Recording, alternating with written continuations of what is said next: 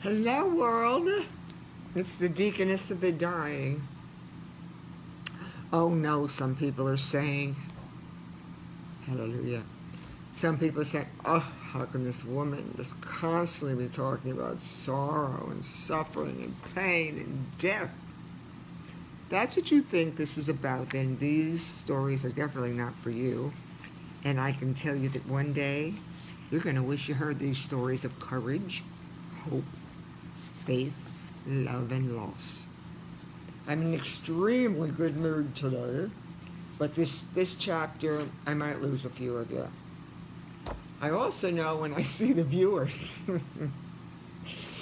when I see my views, if I had gotten these kind of grades, 80, 90, 100, if I had gotten these kind of grades in school, who knows what I would have become. So I bid you all a hello. I'm totally confused about what day it is, and I don't care. But I'm going to read chapter 10 from my Hospice Stories book. It's brilliant. This is one of the most powerful, but I'm even using my tissue as a bookmarker. Someone else said the other day, they said I can take serious subject matter. Hello, Penny. Somebody else said, I don't remember who it was, they said, you can take serious subject matter and lighten it up. Yeah, I always tell you, don't take yourself seriously. Life's serious. Don't casually rush through life. It's going to get you one way or another, whether you like it or not. Just because you don't want to talk about death doesn't mean it's not going to happen. It will. But I do. I throw a little something in there that's my spin. Other people could read these books? No, they're not supposed to. God told me to read my books, not anybody else. And what stories these are going to be made into? Ooh, ooh, ooh. Streaming and screaming. Hello, everybody. It's Susan Lee Mintz from her studio in her dining room, talking to you on her phone to the World Wide Web. Right off the bat, we're going to hit you with this one. It's such a good story, though, if you just get past the first few words. As her father was dying, she said that it reminded her of her child at birth. It was a complete 360 in the totality of the cycle of life. Hey, Wendy, I don't think you may understand that until we get into this story. As her father was dying, and if you don't like that word, let's say transitioning, but in my book, as her father was dying, she said that it reminded her of her child at birth. It was a complete 360 in the totality of the cycle of life. Quote, you became the child I never had, but you were still the man I loved. Oof, already we're starting with the chills. Thank you, Father. Quote, you became the child I never had, but you were still the man I loved. March 1999. 25 years ago, huh? Right? All right. Dear Jeff, March 1999. Dear Jeff, I am staying so focused on this chapter. If I hadn't gotten pregnant, we would never have been married. If abortion had been legalized in 1969, we would have chosen to do that instead. After my miscarriage, we could have had our marriage annulled. That would have been the easiest thing to do. So why didn't we call it quits? Why? It was because we cared about each other. We were best friends and we wanted to try to make our marriage work. And we continued trying for 25 years. I am thankful that we didn't have any children. I was not equipped. I was thankful that we didn't have any children. We never wanted them, and we couldn't find any reasons why we should. I'm glad some people are having 4 and 5 kids, because it makes up for those I did not have. We were thrown together in a marriage that neither of us wanted, and we were not prepared for the personal sacrifices it entailed. Hello, Rick. We were so young and too naive. We had our own issues to deal with. We were too selfish to have children. They would have interfered with our plans. We could never live a conventional lifestyle. I don't think I've ever had a conventional relationship. I wouldn't know one if it walked through the door with a post-it on its chest and said, I'm a conventional relationship. I would say, well, I don't have a clue. You know the movie Clueless? I'm here. So anyway, the children would have interfered with our plans, and we would never have had a conventional lifestyle.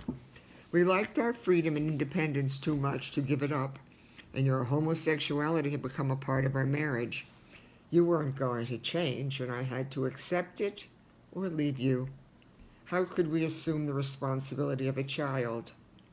Hi, Lisa. How could we have assumed the responsibility of a child? As time went by, we continued to set goals and prioritize what it was that we both wanted out of our marriage. We always agreed on one thing. Our lifestyle would not have been conducive for raising children to this day. I have godchildren, but somebody else had them. I would just inherit them if something ever happened, and I love them dearly. But I'm really a very strict person, and they probably wouldn't come out of the room till they were 18 if I'd had a child, and then they would have been working to support me.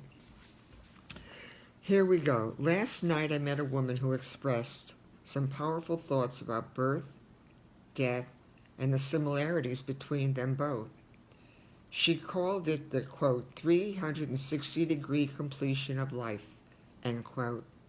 Her story brought back memories of the child we lost and the cruel disease that took your life, but it helped me to understand what the word, quote, completion, end quote, really meant. Completion. I will complete this project, this mission, a minute God gave me. Complete your missions. Don't you leave any stones unturned. You complete your missions. Oh, how these people and their stories have taken me back and yet forward at the same time. I had to do that. I put the light on. I just forgot to put the phone on silent. Sorry about that. Oh, how these people and their stories have taken me back yet forward at the same time. That's what sometimes gets to me. I never know what to expect when I go to the care center, and it's the anticipation that I look forward to. Tonight would prove to be no different, and yet very different than my other night. It was usually still. It was unusually still when I arrived at the care center, and it felt strange. Even the nurse's station was quiet, and the aides were gathered together, softly speaking in the hallway. It was 6 p.m., and there should have been people milling around having coffee or speaking with the staff. There were very few patients, and it seemed like there was nothing to do. I got my cart, water pitcher, and ice, and was drawn into a corner room. Before I knocked on the door, I hesitated because I felt like someone or something was holding me back, keeping me stationary, unable to move. And I did. I felt that spirit. Something was not drawing me in. I felt like I was stationary, and I hesitated at the door, as if something or someone was holding me back, keeping me stationary, unable to move. After what seemed like minutes, I proceeded to knock on the door, but the woman inside did not hear me. She was staring out into the courtyard with her back towards me. I came closer and said, quote, hello, end quote. She jumped and said, quote, oh, you startled me, end quote. I responded, quote, I'm sorry to have frightened you. I'm Susan, a volunteer. I knocked, but you seemed to be deep in thought. You probably have a million things going through your mind, end quote. She said, quote, I keep thinking about how energetic my father used to be. This is going to get to some of you right now, I know that. She said, I keep thinking how energetic my father used to be. He was bigger than life. My 3 children adored their grandfather. They never slept the night before his visits because they were so excited. They eagerly awaited his humorous and adventurous stories. He would tell the same ones over and over again, but the kids never left his side. When I had my first child, my father wouldn't leave the room. He stood over the crib and told stories to his grandchild. He wouldn't stop. He was a storyteller and felt that children were the best audience to tell his stories to, but still because they couldn't talk back or get up and leave. These are still not stories I should be telling children to. That was my dad. That's so funny. He was a storyteller and felt that children were the best audience, little children, kids, his grandchild who was in a crib, because they couldn't talk or get up or go away and they couldn't leave. That was my dad. His energy was endless and his devotion to his family was his greatest pleasure. It was just a few weeks ago that he looked like my father, but sadly now he does not. As I stare at him, he looks like my son when he was born. I can't believe how much birth is not my words now. As I stare at him, he looks like my son when he was born. I can't believe how much birth and death have in common. They are so frighteningly similar. It's the 360-degree completion of the life cycle, end quote. Her words hit me hard, like a sledgehammer, whacking me on the side of the head. I gasped, losing my breath for a moment, but I don't think she was aware of the uncomfortable feeling I was experiencing. I felt like my skin was on fire, and a part of me wanted to leave the room. Why? Why did this woman and what she had just said have such an impact on my spirit? Why? Because that was how I felt as I watched you slowly waste away. You were an adult who had become a child. I couldn't find the words to tell her that I understood her feelings, but instinctively I reached out and took her hand. She said, quote, "You've heard that before, haven't you?" End quote. "Oh, yes," I said, quote. "Oh, yes," I said. There's some people talking right outside my door. We shall pray them away. You've heard that before. All right. Her words hit me like a sledgehammer, and I was very uncomfortable. Why would her words have such an impact on my life? Because I felt, as I watched your body, Jeff, waste away, that you were an adult who had become a child. I couldn't find the words to tell her that I understood her feelings, but instinctively I reached out and took her hand. She said, quote, "You've heard that before, haven't you?" End quote. Quote, "Oh, yes," I said. "It's a feeling that many people have shared with me. I felt the same way 5 years ago as I watched my husband die. I don't think that you have to have a child to see the similarities between infancy and the final stages of the dying process.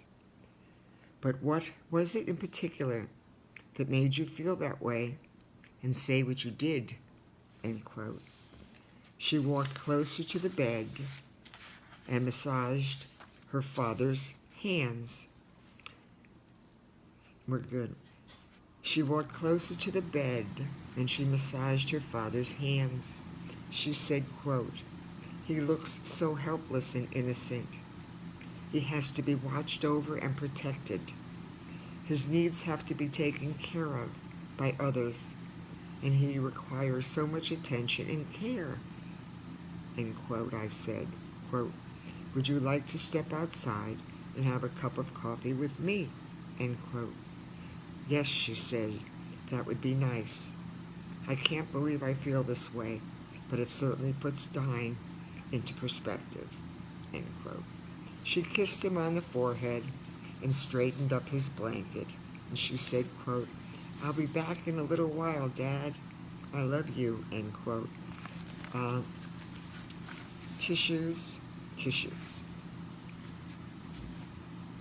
She, she said, I'll be back in a little while, Dad. I love you. We poured ourselves some coffee and sat down. No, she reached for the tissues and grabbed a handful, she said, quote, hot coffee and tissues 24 hours a day at a time like this. And what more can anyone ask for? End quote. Quote, how about a good night's sleep? End quote, I said. She smiled and said, quote, for me to be able to share this final chapter of his life with him will be the greatest gift I could have given him. That's what this is about.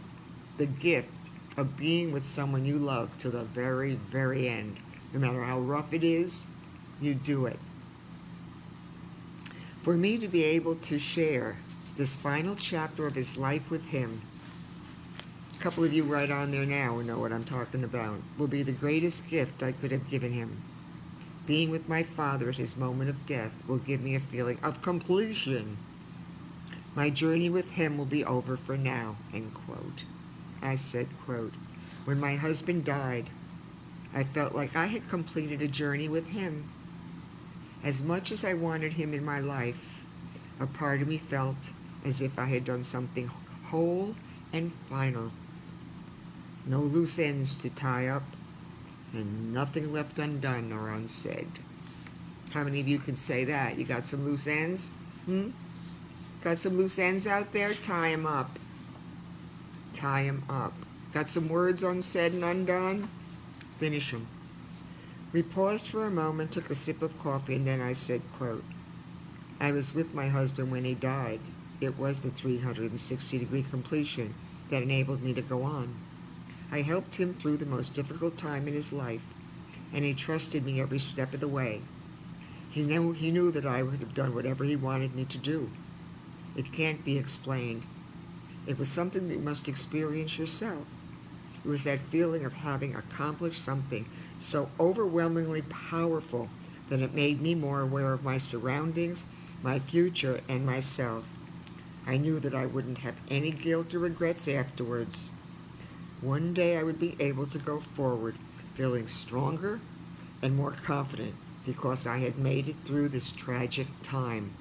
If I can, and these people can, so will you. There would be an incredible feeling of accomplishment that would have been gained having gone through such adversity, end quote. She took my hand and said, quote, completion is a very important thing to have. I feel like I made a full circle with my dad. I see him now in his bed dying, yet I see him as my child at birth. I am watching him go through his final passage, and I am so thankful that I could be there with him. I am so fortunate to have done it all with him and said it all before this time. I was not there when my mother passed, and somehow I feel like I failed her because I wasn't there. I didn't know that she had died until after she'd passed. And though I was able to attend the funeral and be with my family afterwards, it was not the same thing as being with him, end quote. She wanted to get back to the room. I asked if she would like some company, and she simply said, yes. As she walked over to her father, and over again, she said, quote, Dad, I love you, end quote. She sat down and gently continued to massage his hands and arms, and she said, I lived in the same house for 26 years until I got married. It's the only home my parents ever owned. My husband and I lived close by. There was only one teenage son left at home. That makes it easier for me to stay here with Dad. My younger sister is not coping well with any of this. She lives in New York and has a career and a family to contend with. She can't come here now and has her own issues to deal with. She was closer with my mother, and I was closer with my dad. I love my sister, but we never had a close relationship I would have liked. After Mom died from a heart attack, Dad came down to Florida for a visit, and he never left, end quote. Her comment made me laugh, and I said, quote, that's another issue I've heard about, maybe several hundred times before, end quote. She smiled and said, quote, I loved his honesty, his enthusiasm, his patience. He was such a gentle and kind soul. You couldn't help but love him. I get my positive attitude and love for beauty and nature from my father, end quote. She reached for the tissues, grabbed another handful, and thrust the box at me. If two strangers ever bonded, it was tonight, over some heartfelt and honest conversations. She continued, quote, you understand what I am saying, don't you, end quote. End quote. Yes, I said. Everything you have said is true. That's one of the reasons I volunteer for hospice. I understand what many people are feeling. When you spoke about the completion of the cycle, that's the way I felt, end quote. Again, she said, quote, he really does remind me of my child when he was in the crib. I should be telling him stories. Yes, birth and death have a lot in common. He is curled up in a fetal position. He is wearing a diaper. His needs are very simple, but they are still important. Her father was curled up in a fetal position and wearing a diaper, but his needs, though simple, were still important. He has become dependent on everyone else. I never knew that I could feel this way, end quote.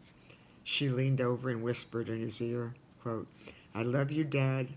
I know in my heart that everything we had together as a father and daughter was so honest and good.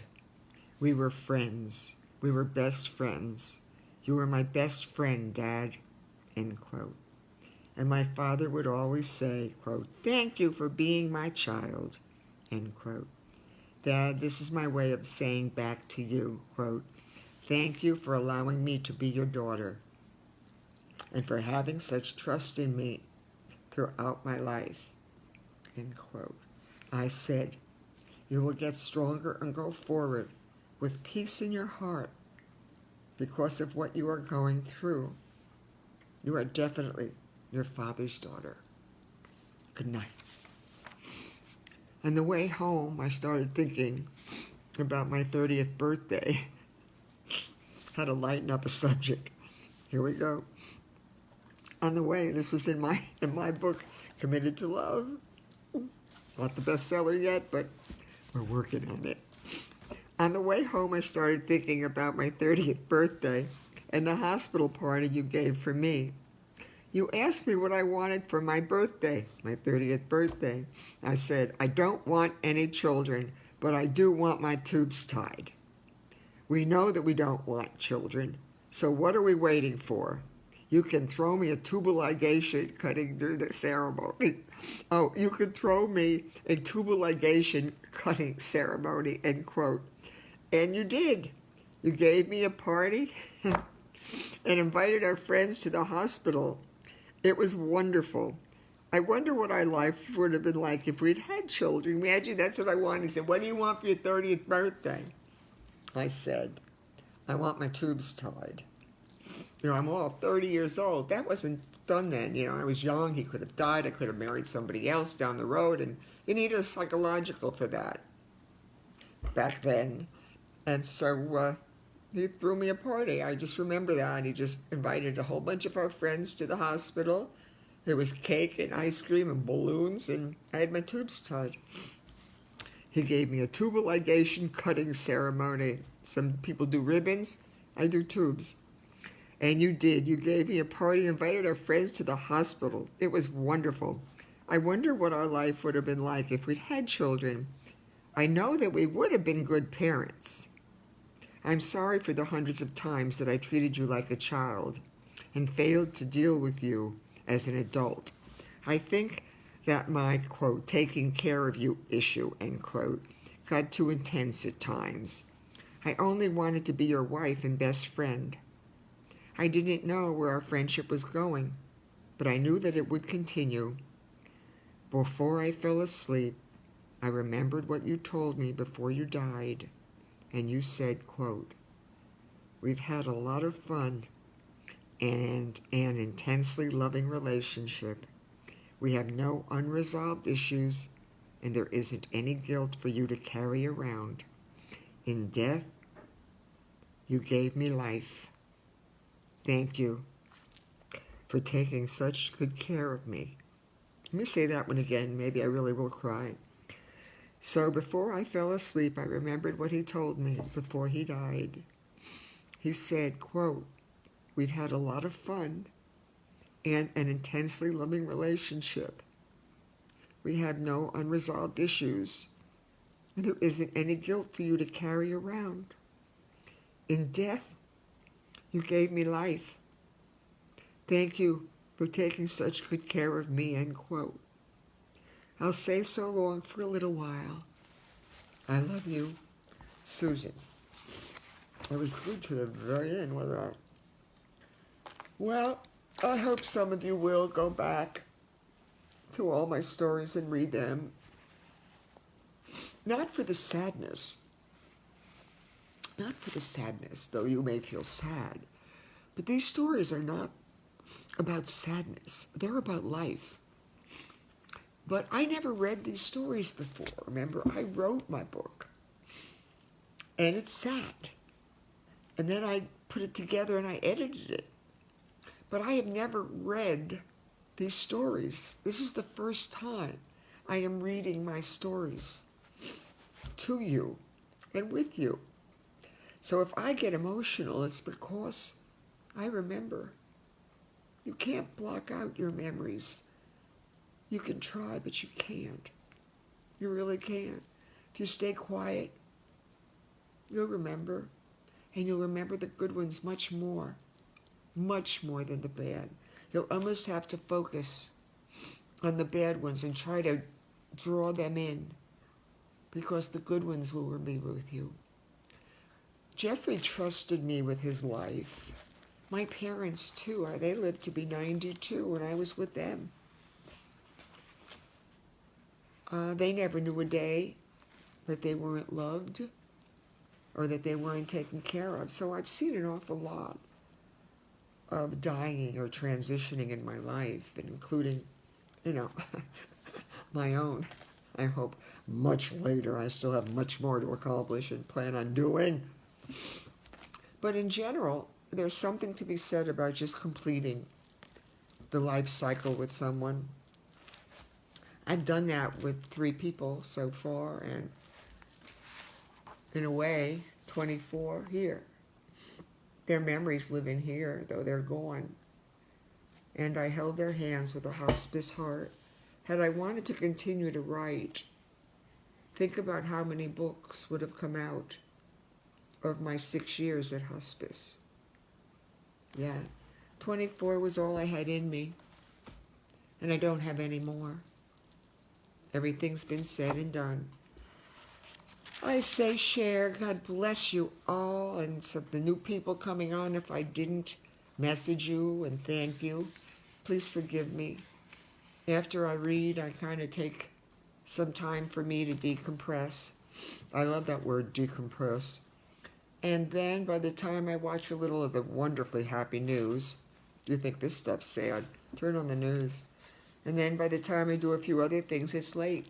And then I have to read my stories back to me to make me smile and laugh, because even though they're sad and I'm crying now, when I read them back to me at night, I see the smile and I hear the laugh, and I say, "You did good today, Susie Q. You're finishing your assignments. I have one more tomorrow, and I am taking Saturday and Sunday off. Even I need a rest from me." So please go to the website, susanmintz.com. I think all my readings are up now on my books page. And if you want them, they're at Barnes & Noble or Amazon. I always say, don't ask Barnes & Noble to say, "Who's that?" They're going to say, "What book is that?" Just tell them what you want. Eventually it'll come, or Amazon.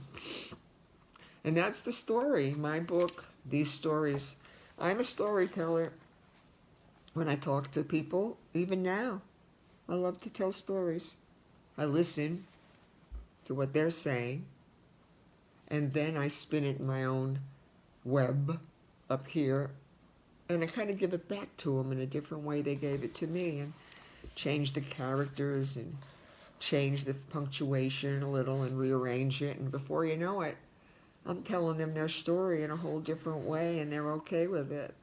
So I will say, as usual, chapter 11 tomorrow. Oh, I'm so, boy, I'm telling you, if anybody gets excited about reading her stories, it is me. They are the best. Simply the best, all better than all the rest, says Tina Turner. God bless you all. And shalom. Hello. And shalom goodbye. And shalom peace. And thank you for staying with me and for helping me to complete a mission that God gave me to do in March. And if you don't think when I heard the Lord tell me this one, read your books. He's told me a lot of things in my life, in my heart. But read my books. Boy, did I have to ask him a lot of questions. And he didn't give me a lot of clarification. But I know that they're going somewhere. They're going into your hearts. My Hospice Heart Stories are going into your hearts. That's a series. It's a streaming series with many episodes and many great people who want to play their roles. You'll see.